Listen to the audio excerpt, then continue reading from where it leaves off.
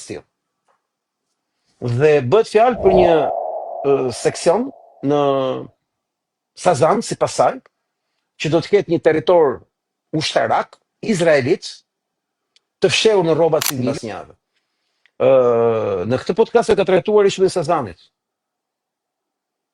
Bëhet fjalë për një bazë izraelite ushtarake të shërbimeve inteligjente izraelite me sistem radarësh dhe intercepcioni ndërkombëtar. Ajo ka ngritur çështjen që në Sazan po shkelet sovraniteti i Shqipërisë dhe po krijohet një bazë ushtarake e vogël, por shumë e sofistikuar, e Izraelit, që ka të bëjë me interesa ushtarake, e cila është një pyk në Evropë, pasi nuk është e parashikuar që në NATO të ketë një bazë tillë. Dhe bëhet fjalë për një seksion në Sazan, si pasaj, që do të ketë një territor ushtarak, izraelit, të fshehur në rroba civile, që i shërben direkt inteligjencës ushtarake izraelite. Dhe ka të bëjë dhe me Mossadin, po ka të bëjë dhe me ushtrinë.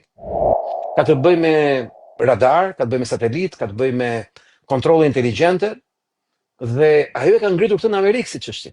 Pra nuk jemi këtu duke folur për një fantazi apo një teori konspiracionit tonë. Po bëhet fjalë për një person me shumë reputacion në Amerikë, i cili merret shumë seriozisht në analizat që ka bërë.